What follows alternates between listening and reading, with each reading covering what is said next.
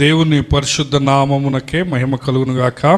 కూడి వచ్చిన మీ అందరికీ యేసు ప్రభు వారి నామములో నా ప్రేమ వందనాలు. యోహాను సువార్త 14వ అధ్యాయము 16-17 వచనాలను మరలా 26వ వచనాన్ని అందరం కలిసి చదువుకుందాం. యోహాను సువార్త 14వ అధ్యాయము 16, 17 మరియు 26 వచనాలను అందరం కలిసి చదువుకుంటాం. నేను తండ్రిని వేడుకొందును, మీ యొద్ద ఎల్లప్పుడూ ఉండుటకై ఆయన వేరొక ఆదరణకర్తను అనగా సత్యస్వరూపియగు ఆత్మను మీకు అనుగ్రహించును. లోకము ఆయనను చూడదు, ఆయనను ఎరుగదు గనుక ఆయనను పొందనేరదు. మీరు ఆయనను ఎరుగుదు, ఆయన మీతో కూడా నివసించును, మీలో ఉండును. ఆదరణకర్త అనగా తండ్రి నా నామమున పంపబోవు పరిశుద్ధాత్మ సమస్తమును మీకు బోధించి నేను మీతో చెప్పిన సంగతులన్నిటినీ మీకు జ్ఞాపకము చేయును. చిన్న ప్రార్థన చేసుకుందాం. దేవుడు మనందరితో మాట్లాడాలని మనం ప్రభు సహాయాన్ని అడుగుదాం. మమ్మల్ని ఎంతగానో ప్రేమిస్తున్న మా ప్రియమైన పరలోకపు మా తండ్రి, మా నాయన, మా ప్రాణాత్మ దేహాలను నాయన నీ పాదముల దగ్గర పెడుతుంటున్నాం. ప్రతి విధమైన అభ్యంతరాన్ని, ఆటంకాన్ని యేసు నామంలో బంధిస్తుంటున్నాం. తండ్రి, మేమందరము నాయన నీ స్వరాన్ని వినటానికి, నీ ముఖాన్ని చూడటానికి, నీ సన్నిధిని అనుభవించడానికి నీ కృపను మీరు మాకు దయచేయండి. నీ దీన సేవకుడు నాయన, అల్పుడు అయోగ్యుడు నాయన, అపరాధిని పక్షాన్ని నిలవబడుతుంటుండగా క్షమించి యేసయ్య నీ రక్తంతో కడిగి నాయన రెండంతల ఆత్మతో నింపి అభిషేకించి తండ్రి ప్రభా మీ బంగారు నోటికి నాయన మంచి బూరగా వాడుకొని నాయన నీ అమూల్యమైన సత్యాలను మాకు వెల్లడి చేయమని ప్రార్థిస్తూ ఉంటున్నాం. నీ వాక్యపు వెలుగులో మా జీవితాలను సరిచేయండి. మేమందరము నాయన నీ వాక్య సత్యాలను నేర్చుకొని నిన్ను మరింతగా ప్రేమించటానికి, నీలో మరింతగా తండ్రి వేరు పారి ఉండటానికి, నిలిచి ఉండటానికి నీ కృపను మీరు మాకు దయచేయమని యేసు ప్రభువుల వారి శక్తిగల నామములో ఈ ప్రార్థన అడిగి వేడుకొనుచుంటున్నాము మా ప్రియా పరమ తండ్రి, ఆమెన్. ప్రభునందు ప్రియమైన దేవుని బిడ్డలారా, మనం పరిశుద్ధాత్మ దేవుని గురించి ధ్యానం చేస్తూ ఉంటున్నాం. పోయిన వారంలో యోహాను సువార్త 14వ అధ్యాయంలోని ఈ 3 వచనాల్లో నుంచి మనము ధ్యానం చేసి ఉంటున్నాము. ప్రాముఖ్యంగా 2 సత్యాలను నేను మీకు వివరించాను. మొదటిది పరిశుద్ధాత్ముడు దేవుడు అని, రెండవది పరిశుద్ధాత్ముడు వ్యక్తి అని మనము నేర్చుకున్నాం. సో దేవుడికి ఉండే లక్షణాలను మనం పరిశుద్ధాత్మలో చూస్తాం కదా. పరిశుద్ధాత్ముడు కూడా నిత్యం ఉండేవాడని, సర్వశక్తిమంతుడని కదా, సర్వజ్ఞాని అని, సర్వంలో ఉండేవాడని, అన్ని ప్లేసెస్లో ఉండేవాడని మనము నేర్చుకున్నాం కదా. సో ఇవి కేవలము దేవుడికి ఉండే లక్షణాలు. సో అది పరిశుద్ధాత్మలో ఉన్నాయి కాబట్టి పరిశుద్ధాత్ముడు దేవుడు అని మనము నేర్చుకున్నాం. రెండవది పరిశుద్ధాత్మ శక్తి కాదు, వ్యక్తి అని కూడా మనం నేర్చుకున్నాం. ఆ వ్యక్తిలో ఉండే లక్షణాలన్నీ మనం పరిశుద్ధాత్మలో చూసాం. శక్తికి మనస్సు ఉండదు, శక్తికి చిత్తం ఉండదు కదా, శక్తికి దుఃఖపడదు కదా, శక్తి ఎప్పుడైనా కన్నీరు గార్చినట్లుంటుందా? కానీ వ్యక్తికే ఉండే లక్షణాలన్నీ పరిశుద్ధాత్మలో మనం చూసాం. ఒక వ్యక్తికి ఏమేమి ఉంటాయో, వ్యక్తి పరిశుద్ధాత్ముడు దుఃఖపడతాడని, మన జీవితాలను బట్టి పరిశుద్ధాత్ముడు దుఃఖపడతాడని, మనల్ని ప్రేమిస్తాడని కదా, మన కోసం ప్రార్థన చేస్తున్నాడని పరిశుద్ధాత్ముడు. అవునా కదండి? పరిశుద్ధాత్ముడికి ఒక చిత్తం ఉంటుందని, ఒక ఆలోచన ఉన్నదని, ఒక మనస్సు ఉన్నదని. ఇవన్నీ నేను పరిశుద్ధ గ్రంథంలో నుంచి, ఆయా వాక్య భాగాలలోంచి నేను మీకు చూపిస్తూ వచ్చా కదా. తన చిత్తము చొప్పున, తన ఇచ్చ చొప్పున ఆయన ప్రతి ఒక్కరికి వరాలు ఇచ్చాడు. ఆత్మకు మనస్సున్నదని తెలుసుకున్నాం. కాబట్టి ఏదో ఫోర్స్కి కానీ, ఏదో పవర్కి కానీ ఇటువంటి లక్షణాలు ఉండవు కదా. చాలామంది ఏమంటారంటే దేవుడు ఉండడో లేదో నాకు తెలియదు కానీ ఏదో ఒక పవర్ అయితే ఉన్నదని నాకు అనిపిస్తూ ఉంది అంటారు కదా. చాలామంది అంటారు. కొంతమంది సైంటిస్టులు కూడా ఈ మాట అంటారు. ఈ సృష్టి అంతటిని వాళ్ళు స్టడీ చేసినప్పుడు వాళ్ళు ఏమంటారంటే దేవుడు ఉండడో లేడో మనకు తెలియదు కానీ ఏదో ఒక చాలా పెద్ద పవరు ఈ యొక్క సృష్టి వెనక ఉన్నదని మాకు అనిపిస్తుంది అంటారు. కానీ బైబుల్ ఏమని చెప్తుందంటే అది పవర్ కాదు కానీ ఒక పర్సన్, ఒక పవర్ఫుల్ పర్సన్ అని మనం నేర్చుకోవాలి కదా. అది శక్తి కాదు, కానీ శక్తినిచ్చే దేవుడు, లేకపోతే శక్తిమంతుడైన దేవుడు కదా. దేవుడు ఆత్మస్వరూపియే కానీ దేవుడు వ్యక్తి. సో పరిశుద్ధాత్ముడు కూడా వ్యక్తి అని, వ్యక్తికి ఉన్న లక్షణాలన్నీ మనం చూస్తూ వచ్చాం.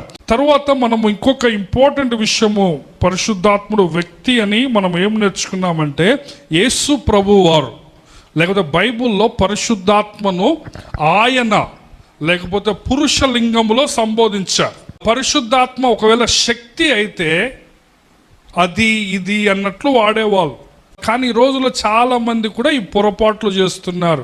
పరిశుద్ధాత్మ వచ్చిందని అట్లాంటి పదాలు వాడుతున్నారు. కానీ బైబిల్ గ్రంథంలో పరిశుద్ధాత్ముని పురుషలింగంతో సంబోధించారు. కాబట్టి ఆయన అన్న మాటలను మనం బైబిల్లో పదే పదే చూస్తాం. సో ఆ విధంగా మనము పరిశుద్ధాత్ముడు దేవుడని చూసాము, తర్వాత పరిశుద్ధాత్ముడు వ్యక్తి అని మనము చూసాము. ఆ వ్యక్తి అన్న విషయంలో ఆయన అన్న సంబోధనను మనం చూసాము. మనసుందని చూసాము, దుఃఖపడతాడని చూసాము, చిత్తం ఉందని మనము చూసాము, తర్వాత ప్రేమిస్తాడని చూసాము, ప్రార్థన చేస్తాడని చూసాము.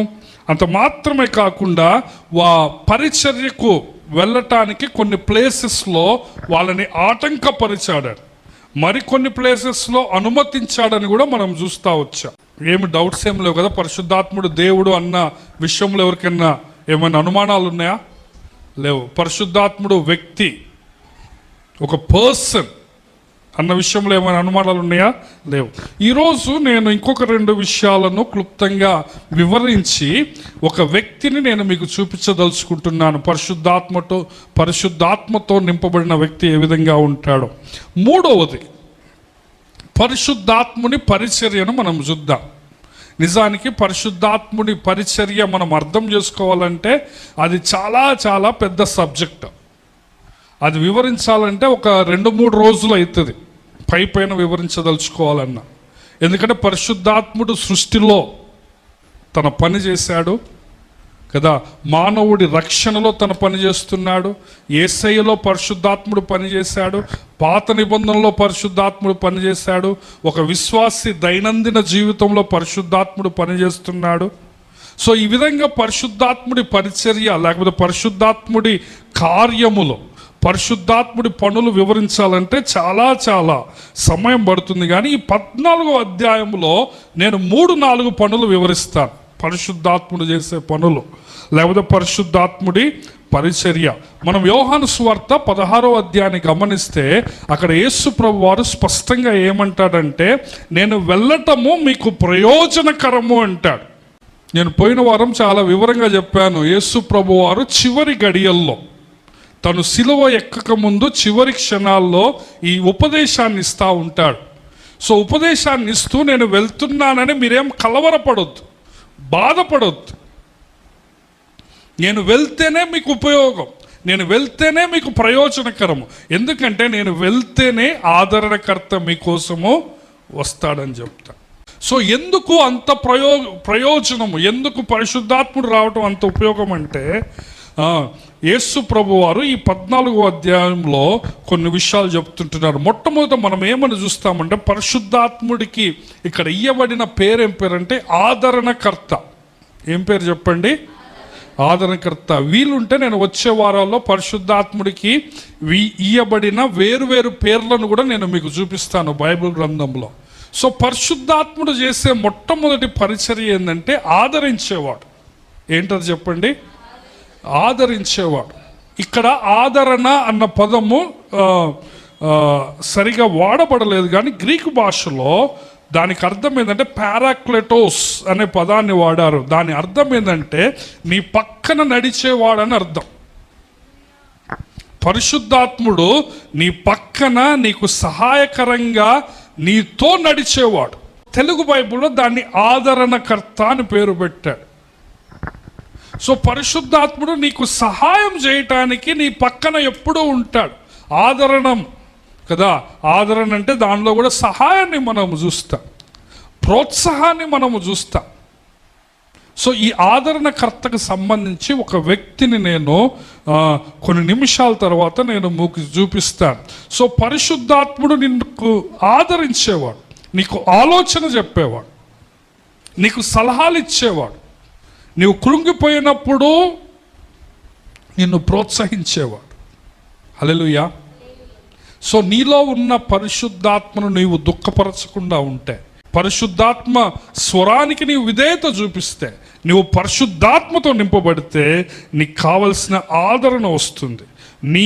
నీవు ఎక్కడికి వెళ్ళినా, ఏ సమస్య గుండా వెళ్ళినా, ఎట్టి పరిస్థితిలో గుండా వెళ్ళినా ఆయన నీ పక్కన నడుస్తాడు. హల్లెలూయా. ఆయన నీకు అడ్వకేట్గా ఉంటాడు. కొన్ని ఇంగ్లీష్ ట్రాన్స్లేషన్లో అయితే ఈ కంఫర్టర్ అన్న పదాన్ని అడ్వకేట్ అని వాడారు. కొన్ని ట్రాన్స్లేషన్స్లో అయితే హెల్పర్ అని వాడారు. కొన్ని ట్రాన్స్లేషన్స్లో కౌన్సిలర్ అని వాడారు. ఏది ఏమైనా కానీ ఆయన నీకు సహాయం చేయటానికి, నీ తరపున మాట్లాడటానికి ఆయన ఎప్పుడు నీకు తోడుగా ఉంటాడు. నీవు సమస్యల్లో ఉన్నప్పుడు, నీవు కష్టాల్లో ఉన్నప్పుడు, నీవు ఇబ్బందుల్లో ఉన్నప్పుడు ఆయన నీకు బలంగా ఉంటాడు. సో అందుకే యేసు ప్రభు ఏమంటున్నాడు, నేను వెళ్ళటం వలన మీకు ప్రయోజనకరం. నేను కొన్ని సంవత్సరాలే మీతో ఉన్నాను, కానీ నేను వెళ్తే పరిశుద్ధాత్ముడు వస్తాడు, ఆయన ఎల్లప్పుడూ మీతో ఉంటాడు, మీ అందరిలో ఉంటాడు, మీతో ఉంటాడు, మీకు ఆదరణకర్తగా ఉంటాడు. హల్లెలూయా. సో నీవు పరిశుద్ధాత్మ చేత నింపబడాలి. నీవు చాలామంది చాలా రకాలుగా డిస్కరేజ్మెంట్లో ఉంటారు, నిరుత్సాహంలో ఉంటారు. నిన్ను ఎంకరేజ్మెంట్ చేసేది ఎవరు నీ జీవితంలో? పరిశుద్ధాత్ముడు. మనం పాపములో నుంచి మనము శోధనలో ఉన్నప్పుడు మనకి సహాయం చేసేవాడే పరిశుద్ధాత్ముడు కదా. రెండవది 26వ వచనంలో మనం ఏం చూస్తామంటే, ఆదరణకర్త అనగా తండ్రి నా నామమున పంపబోవు పరిశుద్ధాత్మ లేక ఉత్తరవాది. కింద ఫుట్ నోట్స్లో ఉత్తరవాది అని ఉన్నది కదా. ఉత్తరవాది అంటే అర్థం ఏంటంటే అడ్వకేట్, అంటే నీ తరపున న్యాయవాదిలాగా, ఉత్తరం ఇచ్చేవాడులాగా నీ తరపున పోరాడేవాడు అనమాట. సో ఉత్తరవాది సమస్తమును మీకు బోధించి నేను మీతో చెప్పిన సంగతులన్నిటినీ జ్ఞాపకం చేసి. మొట్టమొదటి ఏంటంటే పరిశుద్ధాత్ముడు ఎవరని చెప్పి ఏం చేస్తానని చెప్పాను? ఆదరించేవాడు. రెండోది ఏంటంటే బోధించేవాడు. హల్లెలూయా. ఇక్కడ మనం ఏం చూస్తున్నామంటే సమస్తమును మీకు బోధిస్తాడు అని మనము చూస్తున్నాం. So Holy Spirit is a teacher. సమస్తమును మీకు బోధించి నేను మీతో చెప్పిన సంగతులన్నీ జ్ఞాపకం చేస్తాడు. అపోస్తులకు శిష్యులకు జ్ఞాపక శక్తి ఎక్కడి నుంచి వచ్చింది? వాళ్ళు సువార్తను రాసేటప్పుడు ప్రతి పదము రాశారు. యేసయ్య ఏ మాటలు చెప్పాడు, యేసయ్య ఏ విధంగా మాట్లాడాడు, యేసయ్య ప్రసంగం ఈ 14, 15, 16 అధ్యాయాల్లో ఉన్న ఇంత పెద్ద ప్రసంగం యోహాను గారు రాశాడంటే ఎవరు జ్ఞాపకం చేశారు? యోహానుకు పరిశుద్ధ. ఎవరు బోధించారు? మత్తయి సువార్త 28, 18, 20 వచనాలు యేసయ్య ఏమంటాడు? ఆ చివరి మాటల్లో మీరు వెళ్ళి సమస్త జనులను శిష్యులుగా చేయుడి, తండ్రి యొక్కయు కుమారుని యొక్కయు పరిశుద్ధాత్మ నామముల వారికి బాప్తిస్మం ఇచ్చు, నేను మీకు ఏ ఏ సంగతులను ఆజ్ఞాపించుతునో వాటిని అన్నిటినీ గైకొనవలనని వారికి బోధించుడి అంటారు. సో యేసు ప్రభు వారు ఏ ఏ సంగతులు ఆజ్ఞాపించాడు శిష్యులకు ఏ విధంగా గుర్తున్నది చెప్పండి?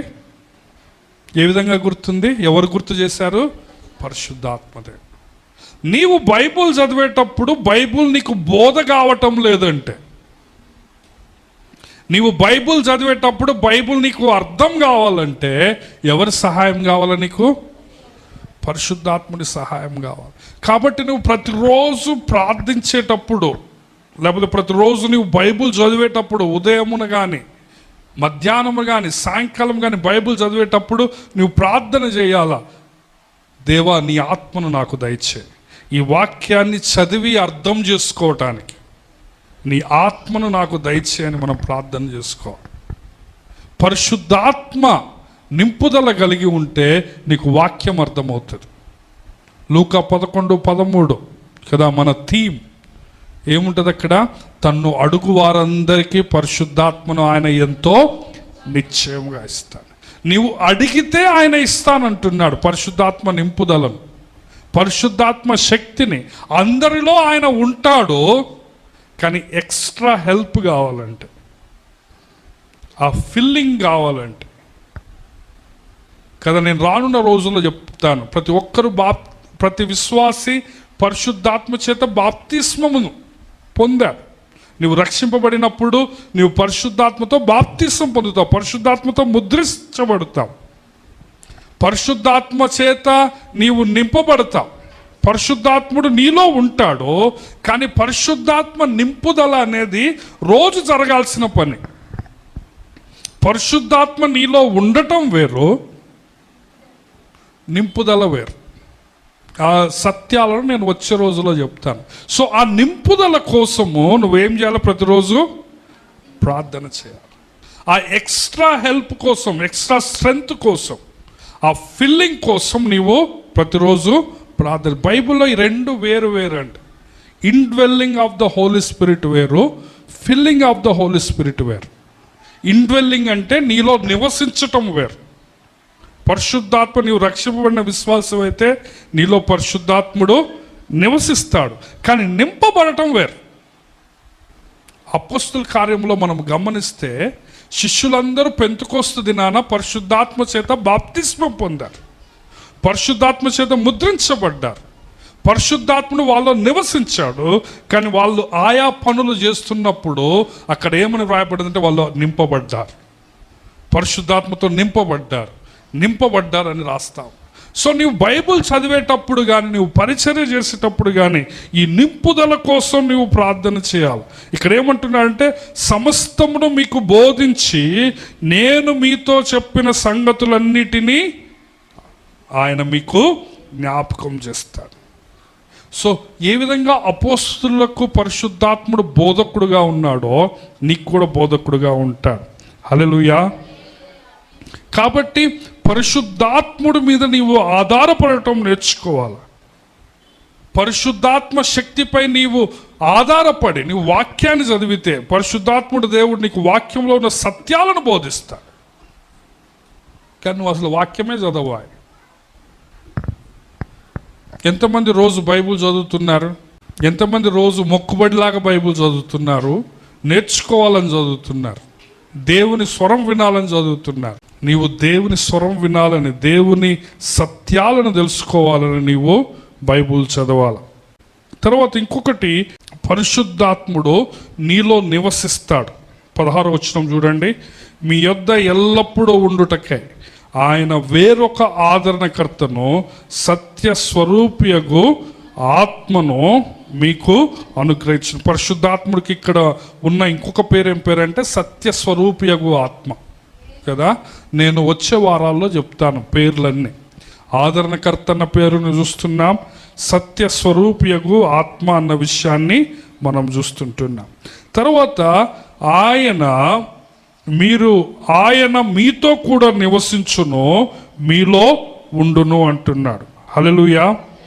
సో పరిశుద్ధాత్ముడు చేసే మూడవ పని ఏంటంటే మీలో ఉంటాడా. మొట్టమొదటి పని ఏం చూసాం మనము? ఆదరిస్తాడు. రెండోది ఏం చూసాము? బోధిస్తాడు. మూడోది ఏం చూస్తున్నామంటే ఆయన ఏం చేస్తాడు చెప్పండి? ఆయన నీలో ఉంటాడు. నీలో పరిశుద్ధాత్ముడు ఉన్నాడు. మీ దేహము పరిశుద్ధాత్మకు ఆలయమై ఉన్నదని మీరెరుగరా అంటారు. మీరు విలువ పెట్టి కొనబడిన వారు, మీ దేహము పరిశుద్ధాత్మకు ఆలయమై ఉన్నది. ఎవడైనను ఈ ఆలయమును పాడు చేసిన దేవుడు వానిని పాడు చేస్తాడు. మీరు మీ సొత్తు కాదు, విలువ పెట్టబడి కొనబడిన వారు. కాబట్టి ప్రియమైన దేవుని బిడ్డలారా, పరిశుద్ధాత్ముడు మీలో ఉంటున్నాడు, మీతో ఉంటున్నాడు. ఆయన యేసు ప్రభు ఏ విధంగా మీలో ఉంటున్నాడు కదా. యేసయ్యకున్న ఒక పేరేం పేరు చెప్పండి? ఇమ్మానుయేల్. ఇమ్మానుయేల్ అంటే అర్థమైంది, దేవుడు మనకు తోడు కదా. సో ఆ పెంతెకోస్తు పండగ రోజున పరిశుద్ధాత్మ దేవుడు నిత్యం ఉండటానికి దిగి వచ్చాడు. పాత నిబంధనలో మనం గమనిస్తే పరిశుద్ధాత్మ దేవుడు అక్కడ ఎల్లకాలము లేడు. కొన్ని స్పెసిఫిక్ పనుల కోసం, కొన్ని నిర్దిష్టమైన కార్యాల కోసం ఆయన వచ్చి తన పని చేసుకొని ఆయన వెళ్ళిపోయేవాడు. కానీ పెంతెకొస్తు దినాన ఏమైంది? ఆయన నిత్యం ఉండటానికి, ఆయన నిత్యము ఉండేవాడు, కానీ విశ్వాసులతో నిత్యం ఉండటానికి ఆయన పరలోకము నుంచి దిగి వచ్చాడు. కాబట్టి ఆయన మీతో ఉండేవాడు, మీలో ఉండేవాడు అని మనము గమనిస్తాం. ఆయన మా ఇమ్మానుయేలు దేవుడుగా మనతో ఉంటాడు. హల్లెలూయా. సో నేను 3 పరిచర్యలు చెప్పాను. 4వ విషయానికి మనం వద్దాం కదా. మొట్టమొదటిది ఏం చెప్పానంటే, నేను ఈ వాక్య భాగం నుంచి పరిశుద్ధాత్ముడు దేవుడు అని చెప్పాను. రెండోది వ్యక్తి అని చెప్పాను. తర్వాత పరిశుద్ధాత్మ కార్యాలు చెప్పాను. పరిచర్యలు 3 పరిచర్యలు చెప్పాను. 4వ సత్యం నేనేం చెప్తున్నానంటే, పరిశుద్ధాత్ముడు అదృశ్యుడు. బైబిల్ గ్రంథం ఏమని చెప్తుంది? పదే పదే దేవుడు ఆత్మ, ఆయన శరీరి కాదు. సో పరిశుద్ధాత్ముడు కూడా ఆత్మ కాబట్టి, ఆత్మస్వరూపి కాబట్టి, లోకమట ఆయనను చూడదట, ఆయనను ఎరుగదు గనుక ఆయనను పొందనేరు, మీరు ఆయనను ఎరుగుదురు అంటున్నాడు. కాబట్టి ప్రియమైన దేవుని బిడ్డలారా, యోహాను సువార్త 3వ అధ్యాయంలో యేసు ప్రభు నికోదేముతో ఏమంటాడు? నువ్వేమి వింటున్నావు అంటాడు. గాలి వింటున్నాను, గాలి శబ్దం వినబడుతుంది అంటున్నాడు. సో అప్పుడు యేసు ప్రభు ఏమంటాడంటే, గాలి ఎటు నుంచి వస్తుందో ఎటు నుంచి పోతుందో నీకు కనపడుతుంది, కానీ ఆ శబ్దాన్ని వింటావు, నువ్వు ఆ కార్యం చూస్తావు, ఆ గాలి ప్రభావం నీకు తెలుస్తుంది. నువ్వు బ్రతుకుతున్నావు అంటే దాని అర్థమైంది, ఏం పీల్చుతున్నావు నువ్వు? గాలి పీలుస్తున్నావు. గాలి కనపడుతుందా? కనపడుతుంది. కానీ నువ్వు బ్రతుకుతున్నావంటే గాలి ఉన్నదని అర్థం. సో గాలి యొక్క ఫలితం మనకు తెలుసు, దాని పర్యావసనాలు, దాని ప్రభావం మనకు తెలుసు, కానీ గాలి కనపడుతుందా? సో పరిశుద్ధాత్మ దేవుడు నీలో ఉంటే, పరిశుద్ధాత్ముడు ఎవరిలో కనపడడు, కానీ ఏం కనపడాలా? నీ ఫలాలు కనపడాలి. నీ ఫలాలు చూసినప్పుడు, నీ ప్రవర్తన చూసినప్పుడు, నీ మాట చూసినప్పుడు, వింటున్నారండి? నేను యేసయ్యను నమ్ముకున్నా అంటే సరిపోదు. నీ మాట చూసినప్పుడు, నీ కార్యాలు చూసినప్పుడు, నీ జీవన శైలి చూసినప్పుడు నీవు పరిశుద్ధాత్మ పూర్ణుడు అని మనకి అర్థం కావాలి. హల్లెలూయా. సో రాబోయే వారాల్లో నేను పరిశుద్ధాత్మను గురించి ఇంకొంచెం డీటెయిల్డ్గా చెప్తాను. ఈరోజు ఆదరణకర్త అన్న విషయంలో కొత్త నిబంధనలో ఆదిమ సంఘములో ఆదరణ పుత్రుడు అని ఒక ఆయనకి పేరుంది. ఆయన ఆదిమ సంఘములోనే చాలా పెద్ద క్రైస్తవ నాయకుడు. ఆయన పేరు ఎవరైనా చెప్తారా? 1st సెంచరీలో ఆదిమ సంఘములో అపోస్తుల కార్యములో చాలా పెద్ద క్రైస్తవ నాయకుడు. ఆయన పేరేం పేరు? పౌలు గారని అందరు చెప్తున్నారు. కానీ బైబిల్ గ్రంథములో ఆదరణ పుత్రుడు అని, పరిశుద్ధాత్మ చేత నింపబడిన వాడని ఒక వ్యక్తి ఉన్నాడు. ఆయన అపోస్తుల కార్యంలోనే ఆదిమ సంఘంలోనే చాలా చాలా ప్రాముఖ్యమైన వ్యక్తి, కానీ ఆయన అందరూ మర్చిపోతారు. ఆయన పేరేం పేరంటే బర్నబా.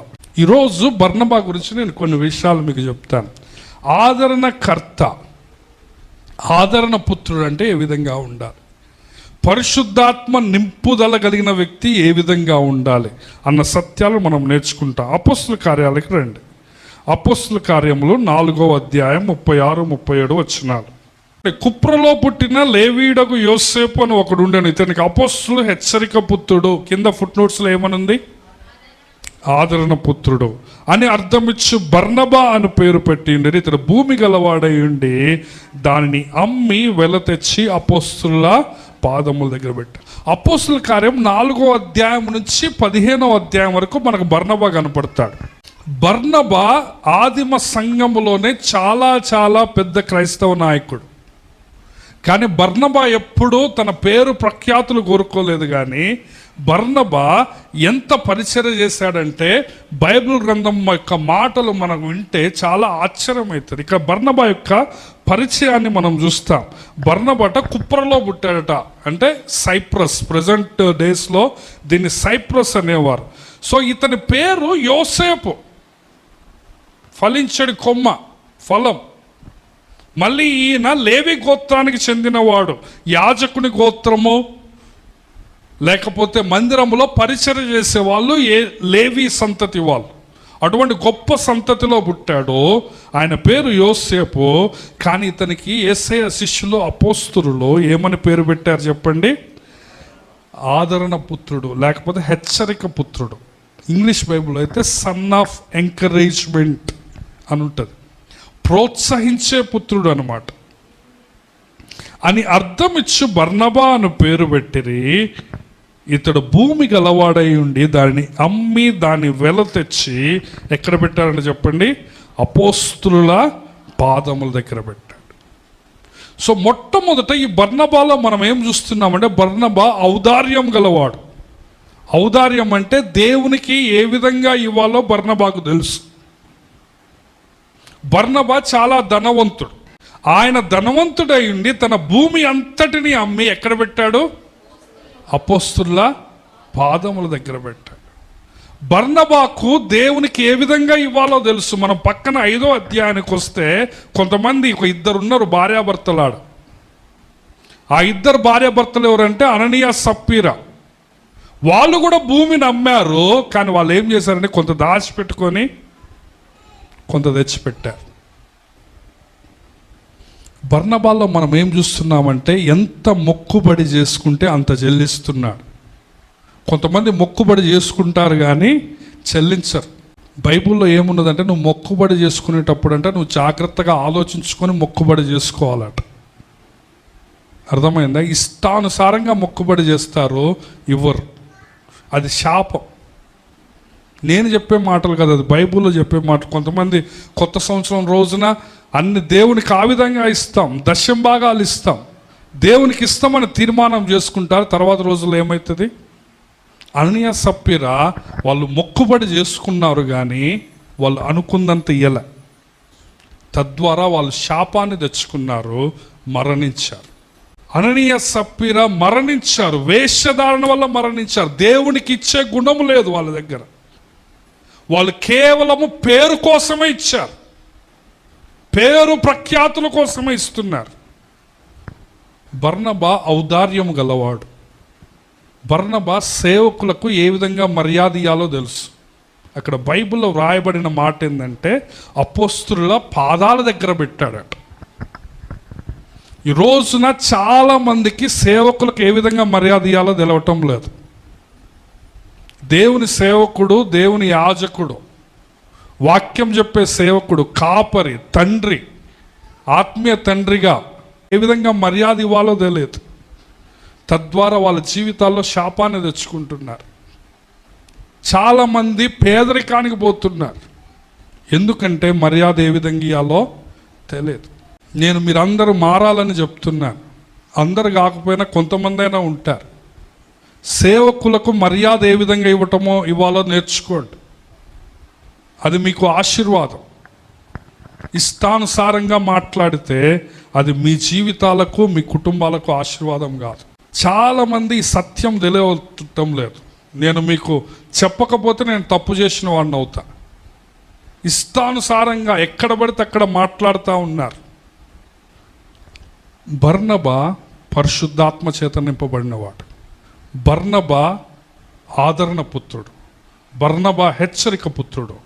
దానిలో లక్షణాలు ఏం చూస్తున్నామంటే ఔదార్యం గలవాడు కదా, తర్వాత మొక్కుబడి చెల్లించాడు. రాసుకునే వాళ్ళు రాసుకోవచ్చున్నాను. సేవకులకు ఏ విధంగా రెస్పెక్ట్ ఇవ్వాలో తెలుసు. కానీ ఇంత అమ్మి సేవకుల పాదాల దగ్గర పెట్టి మనము బర్నబా గురించి గమనిస్తే ఎప్పుడు కూడా పేరు ప్రఖ్యాతులు కోరుకోలేదు. ఎప్పుడు నా పేరు మైకులో చెప్పాలని కోరుకోలే. ఎప్పుడు నన్ను ముందు పెట్టాలని కోరుకోలే. బర్నబా ఎప్పుడు కూడా మనం అపోస్తుల కార్యాన్ని గమనిస్తే బర్నబా ఎప్పుడు కూడా వెనక నిలబడతాడు. ఏనాడు నా పేరు మైకులో చెప్పాలా, నన్ను ఇది చేయాలని బర్నబా ఎప్పుడు కోరుకోలే. దేవునికి ఇవ్వటం నేర్చుకోండి. ప్రతి వారము మనం 3-4 గ్రామాలకు పోతున్నాం. ఒక్క గ్రామానికి ఒకసారి పోతే తక్కువ 1000 రూపాయలు అవుతున్నాయి, మీకు తెలుసో తెలియదు. ఎవరైనా ఎప్పుడైనా ఇన్ని రోజుల నుంచి మనం దగ్గర 2-3 నెలల నుంచి పోతున్నా పరిచర్యకు ఎంత అవుతున్నాయి, ఎంత ఖర్చు అవుతున్నాయి, ఎట్లొస్తున్నాయి, ఏంది అని అడిగిన వాళ్ళు లేరు. పరిచర్యకు మేము కూడా వస్తామని చెప్పిన వాళ్ళు లేరు. వచ్చిన వాళ్ళే వస్తున్నారు. ఎవరైతే మంగళవారాలు శుక్రవారాలు వస్తారో వాళ్ళే ప్రార్థనలు చేస్తున్నారు, వాళ్ళే వస్తున్నారు. మిగతా వాళ్ళు అసలు ప్రార్థన చేస్తున్నారా? పరిచర్య కోసం, సువార్త పని కోసము ప్రార్థన చేస్తున్నారా? ఒకవేళ మీకు రావటానికి సమయం లేకపోతే మీరు ఎంతగా ప్రార్థన చేస్తున్నారు? వార కార్యక్రమాలకు వస్తే పరిచర్య ఎక్కడ జరుగుతుందో తెలుస్తుంది, పరిచర్య ఏ ఊర్లలో జరుగుతుందో తెలుస్తుంది, ఎంత ఖర్చు అవుతుందో తెలుస్తుంది. బర్నబా ఏం చేశాడు చెప్పండి? పరిచర్య ఖర్చును అర్థం చేసుకున్నాడు. కొత్త రోజులు, ఆదిమ సంఘం తొలి రోజుల్లో ఏం చేశాడు? తనకున్న భూమిని అంతా అమ్మి ఏం చేశాడు? అపొస్తలుల పాదాల దగ్గర పెట్టాడు. నీకు ఈ ఔదార్య గుణం ఉంటేనే నువ్వు ఆశీర్వదించబడతావు. ఇష్టానుసారంగా కొంతమంది డబ్బులు వేస్ట్ చేస్తున్నారు. ఎంత బాధ అవుతుందో తెలుసా? వేలు పోగొట్టుకుంటున్నారు బయట, కానీ దేవుడి దగ్గరకు వచ్చేసరికి ఆ 10 రూపాయలే ఇస్తారు. 2 కొరింథీ 9వ అధ్యాయం 6వ వచనం నుంచి, కొంచెముగా విత్తువాడు కొంచెముగా పంట కోయను, సమృద్ధిగా విత్తువాడు సమృద్ధిగా, ఫుట్ నోట్స్లో దీవెనలతో అని ఉంటుంది, సమృద్ధిగా పంట కోయను అని ఈ విషయమే చెప్పవచ్చు. సో మనం కొంచెం విత్తితే ఎంత పంట వస్తుందని చెప్పండి, చెప్పాలి. కొంచెం విత్తితే ఎంత పంట వస్తుంది? ఎక్కువ విత్తితే ఎక్కువ దీవెనలు వస్తాయి. 7వ వచనం చూడండి. ఎట్లా ఇవ్వాలట? నువ్వు సనుగు కొనకయో బలవంతం కాకయో ప్రతివాడు తన హృదయములో నిశ్చయించుకున్న ప్రకారము ఇయ్యవలు. ఎవరు నిశ్చయించుకుంటున్నారు? నువ్వే నీ హృదయంలో నిశ్చయించుకుంటున్నావు. దాని ప్రకారం ఏమంటున్నాడు దేవుడు. మళ్ళీ ఎట్లా ఇవ్వాలట? సనుక్కోకుండా, గొనుక్కోకుండా, బలవంతం కాకుండా, పేరు ప్రఖ్యాతుల కోసం కాకుండా ఎట్లా ఇయ్యాలట? సంతోషముగా ఇయ్యాల. దేవుడు ఉత్సాహముగా ఇచ్చువానిని ప్రేమించు. అందరు చూస్తున్నారా? 8వ వచనం, మరియు అన్నిటి యందు మీలో ఎల్లప్పుడూ మీలో సర్వ సమృద్ధి గలవారై ఉత్తమమైన ప్రతి కార్యము చేయుటకు దేవుడు మీ ఎడల సమస్త విధములైన కృపను విస్తరింపజేయు. ఇందు విషయమై అతడు వెదజల్లి దరిద్రులకు ఇచ్చును, అతని నీతి నిరంతరము నిలుచును అని వ్రాయబడింది. కాబట్టి ప్రియమైన దేవుని బిడ్డలారా, ఇవ్వటము నేర్చుకోండి. దేవుని పరిచర్యకే నీవు విత్తితే ఏమవుతుంది? నీవు ఆశీర్వదించబడతావు. నీ హృదయములో నువ్వు ఏదైతే అనుకున్నావో అది సంతోషంగా ఇవ్వటం నేర్చుకో. 1 తిమోతి 6వ అధ్యాయం 17-18 వచనాలు. ఇహమందు ధనవంతులైన వారు గర్విష్ఠులు కాక, అస్థిరమైన ధనము యందు నమ్మిక ఉంచక, సుఖముగా అనుభవించుటకు సమస్తమును మనకు ధారాళముగా దయచేయు దేవుని యందే నమ్మిక ఉంచుడని ఆజ్ఞాపించు. వారు వాస్తవమైన జీవమును సంపాదించుకుని నిమిత్తము ఏమంటున్నాడు? రాబో కాలమునకు మంచి పునాది తమ కొరకు వేసుకొనుచు, మేలు చేయువారును, సత్క్రియలు అను ధనము గలవారును, ఔదార్యము గలవారును, తమ ధనములో ఇతరులకు పాలిచ్చువారై ఉండవలని వారికి ఆజ్ఞాపించుము అంటున్నాడు. వినాలి. పౌలు గారు తిమోతికి సంఘములో ఏమి ఆజ్ఞాపించాలో నేర్పిస్తున్నాడు. ఇది ఆజ్ఞ. అందరూ ఆజ్ఞ అనండి. సో ఇవ్వటం అనేది, ఔదార్యము కలిగి ఉండటం అనేది సంఘానికి ఉన్న ఆజ్ఞ. ఇది నేను చెప్పకపోతే మీ మేలును, మీ ఆశీర్వాదాన్ని ఆపినోడినైతే నేను. దేవుడు సంఘానికి ఇస్తున్న క్రమం ఏంటంటే, సంఘము పరిచర్య చేస్తున్నప్పుడు, సంఘానికి పరిచర్య నిమిత్తం ఖర్చులు ఉన్నప్పుడు నువ్వేం చేయాలి చెప్పండి? ఔదార్యం కలిగి ఉండాలి కదా. నీవు పరిచర్య కోసం విత్తటం నేర్చుకోవాలి. నీవు ఎంత విత్తితే దేవుడు నిన్ను అంత ఆశీర్వదిస్తాడు. ఈ రోజున మీ జీవితాల్లో పేదరికం ఎందుకుందో తెలుసా? ఈ రోజున మీరు ఎందుకు నష్టపోతున్నారు? ఈ రోజున ఎందుకు మీ హృదయాల్లో, మీ కుటుంబాల్లో, మీ వ్యక్తిగత జీవితంలో ఈ విధంగా ఉన్నదంటే, నీవు దేవుడికి ఇవ్వటం ఇంకా నేర్చుకోవాలి. నువ్వు ఎప్పుడైతే నేర్చుకుంటావో అప్పుడు నీవు ఆశీర్వదించబడతావు. సో బర్నబా గురించి మనం మొట్టమొదట ఏం చేస్తున్నామో, ఔదార్యం గల వ్యక్తి. రెండవది ఏంటంటే బర్నబా ప్రోత్సహించేవాడు. చెప్పండి ఏంటది? ఈ ఔదార్యంలోనే నేను 2-3 విషయాలు చెప్పాను. సేవకులకు రెస్పెక్ట్ ఇవ్వడం తెలుసు, మొక్కుకున్న చెల్లించడం తెలుసాను. రెండవది ఏంటంటే బర్నబా ప్రోత్సహించేవాడు. అపోస్తలుల కార్యం 9వ అధ్యాయానికి రండి, 26-27 వచ్చిన. ఇక్కడ పౌలు గారి గురించి రాయబడుతున్నాడు. 9వ అధ్యాయంలో పౌలు గారు రక్షింపబడ్డారు, దమస్కులో సువార్త పనిచేస్తాడు. దమస్కులో ఆయన చంపాలనుకున్నప్పుడు ఆయన తప్పించుకుంటాడు, యెరూషలేముకు వస్తాడు.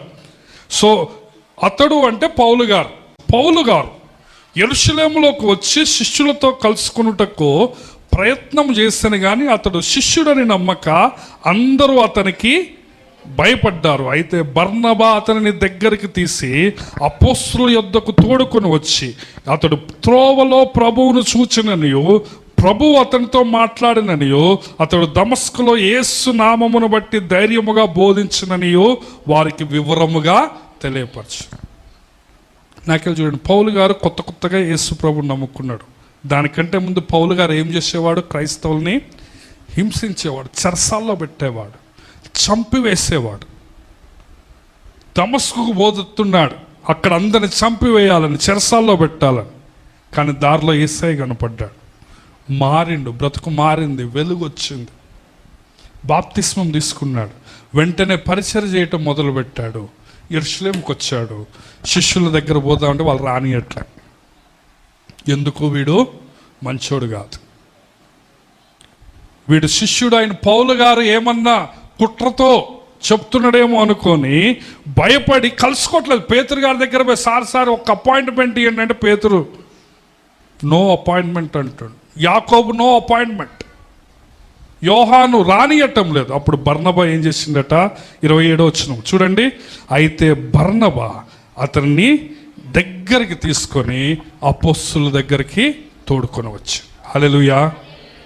చూసారా బర్నబా ఎంత మంచోడో? కొత్తోళ్ళని సేవకుల దగ్గర తీసుకొని వస్తున్నాడు. పౌలు గారు కొత్తగా రక్షింపబడితే ఎవరి దగ్గర తీసుకొని వస్తున్నాడు? సేవకుల దగ్గరికి, మందిరానికి తీసుకొని వస్తా ఉన్నాడు. ఈ రోజున కొంతమంది వచ్చే వాళ్ళని చెడగొట్టేటోళ్ళు ఉన్నారు. చాలా మంది ఎట్టున్నారంటే మందిరానికి వచ్చేటోళ్ళని చెడగొట్టేటోళ్ళే ఎక్కువ ఈ రోజుల్లో. ప్రియమైన దేవుని బిడ్డలారా, నీ వల్ల ఎవరైనా మందిరానికి రాలేకపోతుందంటే అది నీకు శాపం. నీ మాటల వల్ల, నీ ప్రవర్తన వల్ల, నీ క్రియల వల్ల, నీ కుటుంబం వల్ల ఎవరైనా మందిరానికి దూరం అవుతున్నారంటే అది నీకు శాపం. బర్నబా ఏం చేస్తున్నాడు చెప్పండి? కొత్తోళ్ళని ఏం చేస్తున్నాడు? తోడుకొని వస్తున్నాడు. బర్నబా పరిశుద్ధాత్మ పూర్ణుడయ్యాడు, పరిశుద్ధాత్మ చేత నింపబడ్డాడు, ఆదరణ పుత్రుడుగా ఉన్నాడు. ఆదరణ కర్తకు పుత్రుడు, పరిశుద్ధాత్మ చేత నింపబడ్డవాడు. ఏం లక్షణాలు చూస్తున్నాము? ఇతరులను ప్రోత్సహించేవాడు. రెండవది. మూడవది ఏంటంటే అందరిని కలుపుకొని పరిచర్య చేస్తాడు. బర్నబా ఏం చేస్తాడు చెప్పండి? అందరు నాతో పాటు చెప్పండి. అందరిని కలుపుకొని పరిచర్య చేస్తాడు. సో నువ్వు పరిశుద్ధాత్మతో నింపబడితే నీకు ఈ లక్షణం ఉండాలి, అందరిని కలుపుకునే లక్షణం ఉండాలి. చూడండి 11వ అధ్యాయానికి రండి, 19వ వచనం నుంచి నేను చదువుతున్నాను. చాలా ప్రాముఖ్యమైన సందేశము. ఈరోజు అందరూ జాగ్రత్తగా వినండి. నేనేమి గద్దించడానికి చెప్పటం లేదు, కానీ మీరందరూ మారి ఆశీర్వదించబడాలని చెప్తున్నాను. ఎవరికైనా ఇది నా గురించే చెప్తున్నాడు అనిపిస్తే నువ్వే మారాల ముందు. అర్థమైందా? హల్లెలూయా. ఇది మా గురించే చెప్తున్నాడు అని చెప్తే మారాలా మీరు. సో 19 వచ్చిన చూడండి. స్టెఫెను విషయంలో కలిగిన శ్రమను బట్టి, స్టెఫెన్ ఏం చేశారు? వాళ్ళు చంపివేశారు. చెదిరిపోయిన వారు యూదులకు తప్ప మరి ఎవనికిని వాక్యము బోధింపక ఫెనికే, కుప్రా, అంతియోకియా ప్రదేశముల వరకు సంచరించారు. ఇక్కడ నేను ఏమవుతుందో చెప్తా. 19 వచ్చిన అందరు నాకెళ్ళి చూడండి. స్టెఫెన్ని రాళ్ళతో కొట్టి చంపివేశారు. అందరూ చెదిరిపోయారు. చెదిరిపోయిన వాళ్ళు వేరు దేశాలకు పోయారు. కానీ ఆడ ఎవరికి సువార్త చెప్తున్నారు? వీళ్ళు ఏమని వ్రాయబడ్డది చూసారా? ఎవరికి సువార్త చెప్తున్నారట వాళ్ళు? యూదులకు మాత్రమే చెప్తున్నారు. అర్థమవుతుందా మీకు? యేసయ్య ఏమన్నాడు? మీరు వెళ్ళి సమస్త జనులను శిష్యులుగా చేయము. కానీ వీళ్ళు ఎవరికి చెప్తున్నారు? ఏ దేశం పోయినా కానీ ఎవరికి చెప్తున్నారు? కులం పిచ్చి, మావోడు, ఎస్సీ, బీసీ. నీలో ఈ పిచ్చి ఉంటే నువ్వు మంచోడివి కాదు అంటున్నారా? వీళ్ళు ఏ దేశానికి పోయినా ఎవరికి చెప్తున్నారు సువార్త? యూదులకి. ఏసై ఎంతమంది చెప్పమన్నాడు? చూసారా వీళ్ళు ఎంత పొరపాటు చేస్తున్నారో? యూదులకు తప్ప మరి ఎవరికి చెప్పటం లేదట. యేసయ్య దర్శనం ఏం చెప్పండి, ప్రకటన 7:9. ప్రతి సబ్జాతి, ప్రతి జనము, ప్రతి భాష, ప్రతి ప్రజ, ప్రతి గోత్రం. కానీ వీళ్ళు ఎవరికి చెప్తున్నారు? యూదులకు తప్ప. సో చూడండి 20వ వచనం. కుప్రీయులు కొందరు, కురేనీయులు కొందరు వారిలో ఉండరు. వీరు అంతియోకకు వచ్చి గ్రీసు దేశపు వారితో మాట్లాడుచు ప్రభువైన యేసుని గూర్చిన సువార్త ప్రకటించారు. సో అంతియోకకు కూడా వీళ్ళు వచ్చారు, అక్కడ సువార్త ప్రకటిస్తున్నారు. ప్రభు హస్తం వారికి తోడై ఉండేది కనుక నమ్మిన వారు అనేకులు ప్రభు తట్టు తిరిగి. సో ఈ విధంగా అంతియోకలో సంఘం ఏర్పడ్డది. చాలా ఊర్లలో సంఘాలు ఏర్పడ్డాయి. 22 చూడండి. వారిని గూర్చిన సమాచారము యెరూషలేములోనున్న సంఘపు వారు విని ఎవరిని పంపిస్తున్నారు? బర్నబాను పంపిస్తున్నారు. బర్నబాను అంతియోకకు పంపిరు. అతడు వచ్చి దేవుని కృపను చూచి సంతోషించి ప్రభువుని స్థిర హృదయముతో హత్తుకొనవలనని అందరినీ హెచ్చరించారు. అందరూ అనండి. బర్నబాకి కులపిచ్చి లేదు. ఆయన వచ్చి దేవుని కృపను చూసి అబ్బా ఎంతమంది రక్షింపబడ్డారని సంతోషించాడట. మందిరానికి కొత్తోళ్ళు వస్తున్నారని సంతోషించాడట. కొత్తోళ్ళని ముందు పెడుతున్నాడు. ఎవరెవరైతే బాధలో ఉన్నారో వాళ్ళ దగ్గర పోయి ఆదరణకరమైన మాటలు మాట్లాడుతున్నాడు. ఎవరైతే ఇబ్బందుల్లో ఉన్నారో వాళ్ళ దగ్గర పోయి ప్రోత్సహించే మాటలు మాట్లాడతాడు బర్నబా కదా.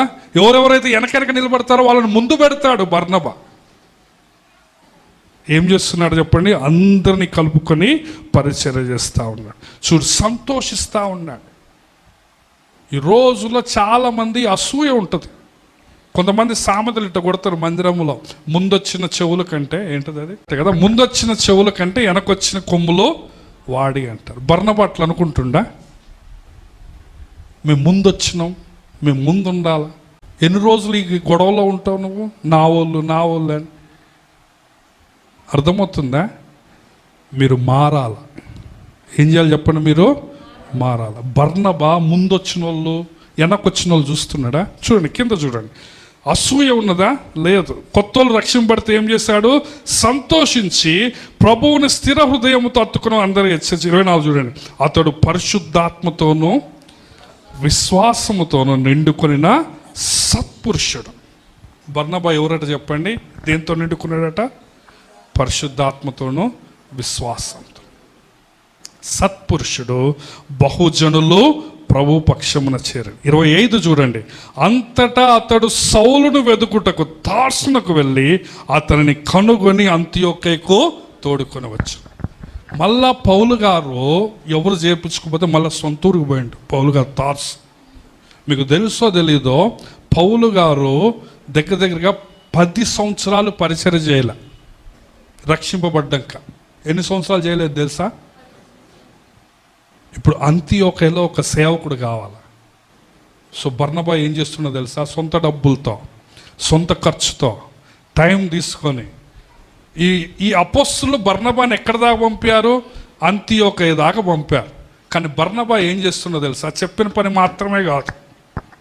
కొంతమంది సంఘంలో చెప్పిన పని చేయడానికే 3 ముక్కులు ముక్కుతారు. కానీ బర్నబా అంతియోకకి పోయి సంఘం చూసుకుంటే బర్నబా ఏం చేస్తున్నాడు తెలుసా? తార్సుకు పోతున్నాడు. పౌలు గారు అక్కడ ఎవరి ప్రోత్సాహం లేకుండా ఉంటే పౌలు గారిని ఏం చేస్తున్నాడు? ఏం చూడండి 25. అంతటా అతడు సౌలును అందరూ వెదకటం అనండి. వెదుకుటకు తార్సునికి వెళ్ళి వెతికి కనుక్కొని ఎంక్వైరీ చేసి అంతియోకకి తోడుకొని వచ్చి 26. వారు కలిసి 1 సంవత్సరం అంతా సంఘంలో ఉండి బహుజనములకు వాక్యమును బోధించిరి. మొట్టమొదట అంతియోకయలో శిష్యులు క్రైస్తవులు అనమాట. చూసారా బర్నబా ఎంత గొప్పోడో. మనకి చరిత్ర చూస్తే పౌలు గొప్పోడుగుంటాడా, బర్నబా గొప్పోడుగుంటాడా? బైబిల్లో మనం ఎక్కువ ఎవరి పేరుని తలుచుకుంటాం? పౌలు పేరుని తలుచుకుంటాం, బర్నబా పేరుని తలుచుకుంటాం. కానీ బర్నబా లేని పౌలు ఉన్నాడా? బర్నబా ఎప్పుడైనా నేను సీనియర్ని అనుకుంటే పౌలు గారు అంత హెచ్చింపబడేవాడా? పౌలు గారు లైమ్ లైట్లోకి రావటానికి కారణం, పౌలు గారు జూనియర్ అయిన విశ్వాసంలో, క్రైస్తవ్యంలో జూనియర్ అయిన పౌలు గారు అంత ఎదిగి అంత పరిచయం చేయడానికి కారణం ఎవరు? బర్నబా. 2 సార్లు, ఒక్కసారి కాదు, అందరినీ కలుపుకొని పరిచయం చేసేవాడు, అందరిని ప్రోత్సహించేవాడు. ఎవరు? సీనియర్ జూనియర్ అని లేదు, కొత్త పాత అని లేదు. నీవు దేవుని వాక్య ప్రకారం జీవిస్తేనే నీకు ఆశీర్వాదం. ఇంకా నేను సీనియర్ని, నేను లైమ్ లైట్లో ఉండాలా, నేను ఫేమస్ కావాలా, నాకు పేరు రావాలా అని ఉంటే నువ్వు దేవుని సేవకు పనికిరావు. బర్నబా అప్పుడు ఎట్లు కొరకలేదు. పౌలు గారికి పేరు వస్తుంటే బర్నబా సంతోషించాడు. పౌలు గారికి పేరు వస్తూ ఉంటే బర్నబా ఏం చేస్తాడండి? సంతోషిస్తాడు. మీరు చూడండి 13 మొదటి 2 వచనాలు. అంతియోక్యలోనున్న సంఘములో బర్నబా, ఫస్ట్ పేరు ఎవరిది వస్తుంది చెప్పండి? బర్నబా. తర్వాత నిగేర్ అనబడిన సుమియోను, కురేనుడైన లూకియా, చతుర్థాధిపతి అయిన హేరోదుతో కూడా పెంచబడిన మనయేసు, సౌలు అను ప్రవక్తలు బోధకులు ఉండారు.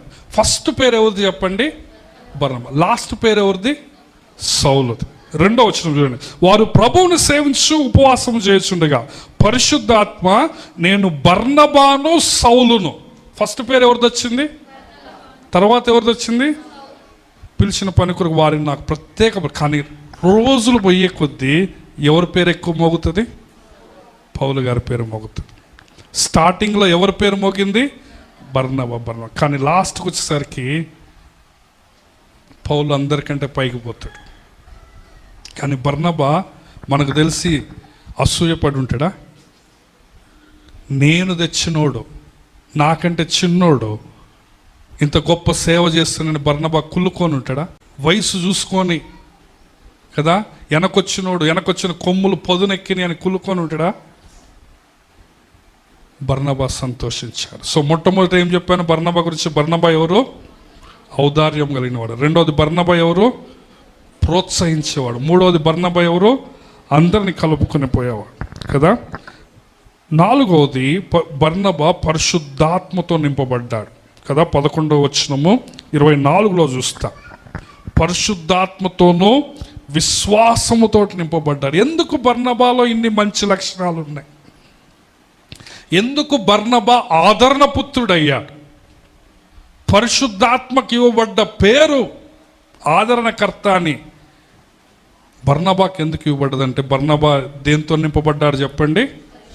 పరిశుద్ధాత్మతో విశ్వాసం. నీవు పరిశుద్ధాత్మతో నింపబడితే నీలో అసూయ ఉండదు, నీలో కుళ్ళు ఉండదు, నువ్వు సేవకులకు రెస్పెక్ట్ ఇస్తావు, నీవు పరిచయం చేయటం నేర్చుకుంటావు, నువ్వు ఇతరులను ప్రోత్సహించటం నేర్చుకుంటావు, అందరిని కలుపుకొని పోవటం నేర్చుకుంటావు. తర్వాత 5వది ఏంటంటే బర్నబా గురించి ఏమని రాయబడ్డదంటే అదే వచనములో సత్పురుషుడు. ఎవరు చెప్పండి? బర్నబా. గడి చెప్పాలి. ఎవరు? సత్పురుషుడు అంటే అర్థమైంది? మంచి పురుషుడు. దేవుని వాక్యము బర్నబా మంచోడని చెప్తుంది. ఈ రోజున దేవుడు నీ గురించి ఏమని చెప్తాడు? ఈ రోజున దేవుడు నిన్ను చూసినప్పుడు నీ గురించి ఏమని సర్టిఫికెట్ ఇస్తాడు? దేవుడు నిన్ను చూసినప్పుడు నువ్వు దేవుని దృష్టిలో ఏ విధంగా ఉంటున్నావు? బర్నబా ఎవరు? సత్పురుషుడు. 6వది సేవకులు ఏ పని చెప్పినా చేస్తాడు కదా. 11వ అధ్యాయం 27 నుంచి చూడండి. ఆ దినముల యందు ప్రవక్తలు యెరూషలేము నుండి అంతియోకయకు వచ్చిరి. వారిలో అగబు అని ఒకడు నిలవబడి భూలోకమంతటా గొప్ప కరువు రాబోచున్నదని ఆత్మ ద్వారా సూచించాను. అది క్లౌడియస్ సీజర్ చక్రవర్తి కాలమందు సంభవించాను. అప్పుడు శిష్యుల్లో ప్రతి వాడు తన శక్తి కొలది యూదయలో కాపురమున్న సహోదరులకు సహాయం పంపుటకు నిశ్చయించుకున్నాను. అలాగున చేసి బర్నబా, సౌలు అని వారి చేత పెద్దల యొద్దకు దాన్ని పంపారు. వీళ్ళందరూ కరువు వస్తుందని చెప్పి కొంచెం కానుకలు పోగు చేశారు. కానుకలు పోగు చేసినప్పుడు ఎవరు నమ్మకంగా తీసుకుపోతారు? డబ్బుల విషయంలో ఎవరు నమ్మకంగా ఉంటారు? కొంతమంది మంచోడి బుద్ధి మనీ కాడ బయటపడుతుందట. ఏడ బయటపడుతుంది చెప్పండి? మంచోడి బుద్ధి మనీ కాడ బయటపడుతుంది. నువ్వు సత్పురుషుడు అయితే నువ్వు డబ్బు విషయంలో నమ్మకంగా ఉండటం నేర్చుకో. నీవు ఆశీర్వదించబడాలి, నువ్వు ఆర్థికంగా ఆశీర్వదించబడాలంటే నువ్వు ఆర్థిక విషయాల్లో నమ్మకంగా ఉండటం నేర్చుకో. నీలో నిజాయితీ ఉండాలి. వాళ్ళు డబ్బు ఎవరితో పంపిస్తున్నారు? మళ్ళీ ఫస్ట్ పేరు ఎవరితో వస్తున్నాడా? బర్నబా సౌలు. కొన్ని రోజులే వస్తుంది బర్నబా పేరు, తర్వాత ఉల్టా అవుతుంది. తర్వాత ఎవరి పేరు వస్తుంది? ముందు పౌలు పౌలు పౌలు పౌలు. ప్రపంచం అంతా పౌలు పేరు మారుమోగుతుంది. కానీ స్టార్టింగ్లో ఎవరి పేరు వస్తుంది? బర్నబా. చిన్నోడు సౌలు ఇప్పుడు స్టార్టింగ్లో ఉన్నాడు. ఎవరు నేర్పించేది? ఎవరు సౌలుకి? పోయేటప్పుడు చెప్పుచ్చారా, ఈ తమ్ముడు అట్లా కాదురా సేవ చేసేది, మంచి ప్రార్థన చేసుకో, ఉపవాసం ఉండు.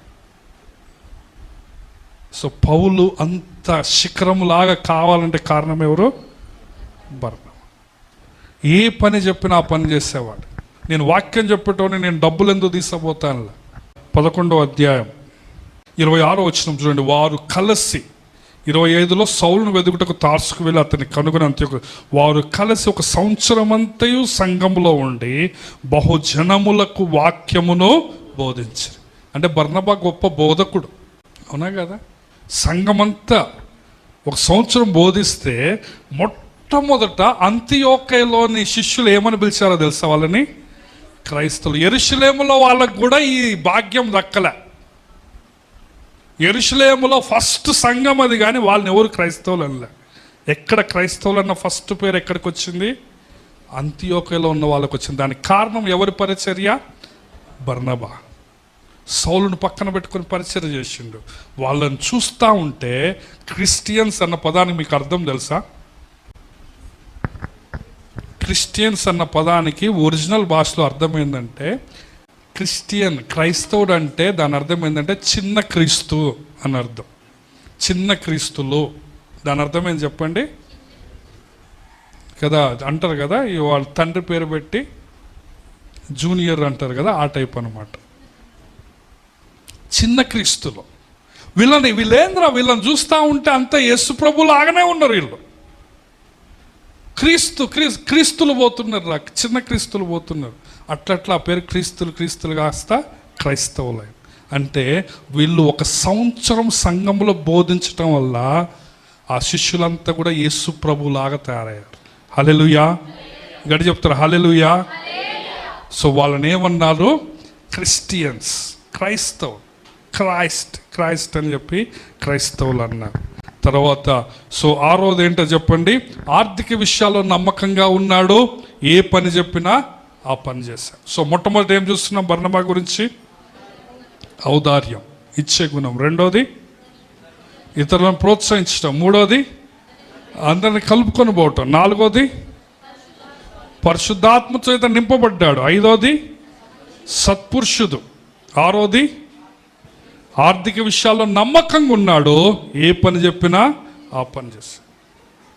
బర్నబా ఏమి కొంచెం డబ్బులు మిగిలించుకోలే, యూదా ఇస్కరియోతులాగా. డబ్బులు యెరూషలేముకు తీసుకుపోమంటే కొన్ని మిగిలించుకుందాం అనుకోలే బర్నబా. దొంగతనం చేయలే. కొంచెంలో నమ్మకంగా ఉండువాడికి దేవుడు ఏం చేస్తాడు? గొప్పగా ఆశీర్వదిస్తాడు. 7వది ఏంటంటే మిషనరీ పరిచర్యకు వెళ్ళాడు. బర్నబా ఏంటో చెప్పండి? మిషనరీ. 13వ అధ్యాయం 1వ వచనం 2వ వచనం మనం చదివా. 2వ వచనం 13వ అధ్యాయం 2వ వచనం.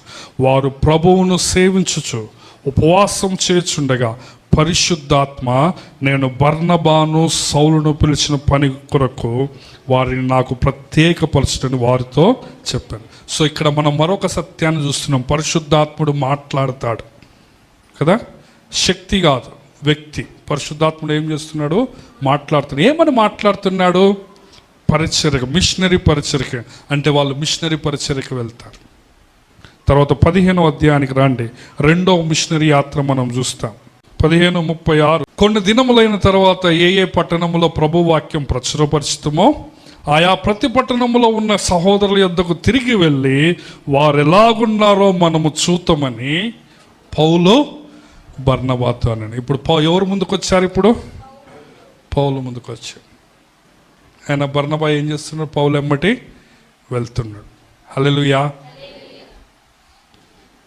క్రైస్తవ సంఘానికి గొప్ప పిల్లర్ ఎవరు? బర్నబా. 7 విషయాలు చెప్పాను, చాలా ప్రాముఖ్యమైన విషయాలు. ఇవి నేర్చుకోండి, మీ జీవితాలు మార్చుకోండి. సువార్త పని కోసం వెళ్తున్నాడు.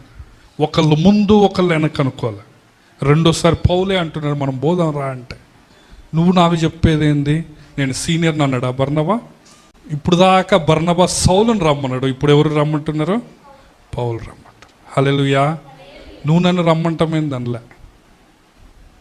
మీ జీవితాలు ఆశీర్వదించబడాలంటే బర్నబా లాగా ఉండటం నేర్చుకోండి. మొట్టమొదట మనం ఏం చూస్తున్నాము? ఔదార్యం కలిగి ఉన్నాడు, మొక్కుబడి చెల్లించాడు, సేవకులకు మర్యాద ఇచ్చాడు, అననీయ సప్పీరలాగా శాపగ్రస్తుడు కాదు. రెండవది ప్రోత్సహించే వ్యక్తి, అందరిని ప్రోత్సహిస్తున్నాడు, అందుకే ఆ పేరు పెట్టారు. తర్వాత సౌలుని ప్రోత్సహిస్తున్నాడు. మూడవది అందరినీ కలుపుకొని పోయేవాడు, కులమని లేదు, మతమని లేదు, ప్రాంతం అని లేదు. నాలుగోది పరిశుద్ధాత్మ చేత విశ్వాసం చేత నింపబడ్డాడు. ఐదోది సత్పురుషుడు అని వాక్యం చెప్తుంది. ఆరోది ఆర్థిక విషయాల్లో నమ్మకత్వం కలిగి ఏ పని చెప్పినా ఆ పని చేశాడు. ఏడవది సువార్త పని కోసము అంతర్జాతీయ సువార్త మిషనరీ యాత్రలకు వెళ్ళాడు. తద్వారా పౌలు మొదటి ప్రయాణంలో పౌలు డెవలప్ అవుతాడు. సెకండ్ నుంచి పౌలు లీడర్షిప్ తీసుకుంటాడు. తర్వాత ప్రపంచం మారిపోతుంది. హల్లెలూయా. అందరు దయచేసి స్థల్లో ఉంచండి, కళ్ళు మూసుకోండి. విన్న వాక్యాన్ని బట్టి మన హృదయాలను పరీక్ష చేసుకుందాం. నీ జీవితాన్ని మార్చుకుంటావా? నువ్వు ఆశీర్వదించబడతావు. బర్నబా తనకున్నదంతా అపోస్తుల పాదముల దగ్గర పెట్టాడు. పరిచర్య అవసరతను గుర్తించాడు, తనకున్నదంతా ఇస్తూ వచ్చాడు. ఆర్థిక విషయాల్లో నమ్మకంగా ఉన్నాడు. ఎప్పుడూ కూడా పేరు కోసం ప్రయత్నం చేయలేదు, ఎప్పుడు మెప్పు కోసం ప్రయత్నం చేయలేదు. నన్ను మెచ్చుకోవాలా, నా పేరు చెప్పాలని ఎప్పుడు ప్రయత్నం చేయలేదు. ఎప్పుడు ముందొచ్చిన వాళ్ళు వెనకొచ్చిన వాళ్ళని ఎప్పుడు ప్రయత్నం చేయలేదు. కానీ కొత్త వారిని ప్రోత్సహిస్తూ వచ్చాడు. కొత్త వాళ్ళు డెవలప్ అవుతూ ఉంటే చూసి ఆనందించాడు. సత్పురుషుడిగా పిలువబడ్డాడు. పరిశుద్ధాత్మ చేత విశ్వాసం చేత నింపబడ్డాడు. ఎవరు ఏ పని చెప్పినా ఆ పని నమ్మకంగా చేస్తూ వచ్చాడు. అంతర్జాతీయ సువార్త పరిచర్యలను ప్రారంభించాడు, పరిచర్య చేశాడు. పరలోకంలో బర్నబాకున్న స్థానము ఎంతో గొప్పది. ఆ నిత్యత్వములో బర్నబాకు వచ్చే బహుమానాలు, కిరీటాలు ఎన్నో గొప్పవే. ఎందుకంటే బర్నబా ఈ లోకంలో పేరు కోరుకోలేదు, కానీ పరలోకంలో పేరు కోరుకున్నాడు. పౌలును తయారు చేశాడు. పౌలు ద్వారా ప్రపంచమే మారిపోయింది. గొప్ప పరిచర్య చేస్తూ వచ్చాడు. దయచేసి నీవు నీ జీవితాన్ని నువ్వు ప్రభు సన్నిధిలో పెట్టుకో. ప్రభుకి ఏ విధంగా ఇస్తున్నావు? నీవు ప్రభు పరిచర్యకు ఏ విధంగా ఆర్థిక పరంగా ఇస్తున్నావు? ఒకసారి పరీక్ష చేసుకో. ఇతరులను ప్రోత్సహించే స్వభావం ఉన్నదా? ఇతరులను ఆటంకపరుస్తున్నావా? సేవకుల గురించి, మందిరం గురించి చెడుగా మాట్లాడనని తీర్మానం చేసుకోండి. పరిశుద్ధాత్ముడు ఆదరణకర్త.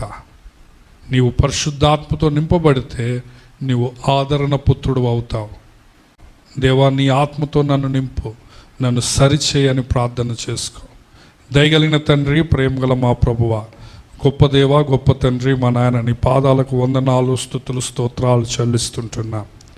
తండ్రి, పరిశుద్ధాత్ముడు ఆదరణకర్త అని, పరిశుద్ధాత్మ చేత నింపబడిన వ్యక్తి బర్నబా నాయన ఎట్టి లక్షణాలు కలిగి ఉన్నాడో మేము నేర్చుకుని ఉంటున్నాం. తండ్రి, అట్టి లక్షణాలలో కొంచెమైనా నాయన కొన్ని అయినా మా జీవితంలో మేము కలిగి ఉండటానికి నీ కృపను మీరు మాకు దయచేయండి ప్రభువా. నాయన మేము ఇతరులను ప్రోత్సహించే వారముగా, ఇతరులను ముందు పెట్టే వారముగా, తండ్రి స్వార్థ పని చేసే వారముగా, తండ్రి ప్రభు అందరినీ కలుపుకొని పోయే వారముగా, సేవకులకు మర్యాద ఇచ్చే వారముగా, పరిచర్యకు ఆర్థికంగా సహాయం చేసే వారముగా ఉండటానికి నీ కృపను మీరు మాకు దయచేయండి నాయన. ఇక్కడున్న ప్రతి నీ బిడ్డ నాయన ఆశీర్వదించబడటానికి, వారి జీవితాలు మార్చుకోవటానికి నీ కృపను దయచేయండి. నీ వాక్యాన్ని విరుద్ధంగా ఉంటూ నాయన ఆశీర్వాదాలు కోల్పోయి శాపాన్ని తెచ్చుకోకుండా ప్రతి ఒక్కరూ ఆశీర్వదించబడటానికి నీ కృపను మీరు దయచేయమని ప్రార్థిస్తూ, ప్రతి ఒక్కరు నాయన చేసిన మొక్కుబడి చెల్లించటానికి నీ కృపను మీరు వారికి దయచేయమని ప్రార్థిస్తూ, ప్రభువా మా సంఘాన్ని మీరు అభివృద్ధిపరచమని, సంఘంలో ఉన్న ప్రతి కుటుంబాన్ని అభివృద్ధిపరచమని, ప్రభువా వాక్యం ఉన్న నీ ప్రతి బిడ్డను నాయన నీవే మార్చి నాయన మమ్మల్ని సరిచేసి దీవించి ఆశీర్వదించమని యేసు నామములో ప్రార్థించి అడిగి వేడుకొనుచుంటున్నాము మా ప్రియా పరమ తండ్రి. ఆమేన్.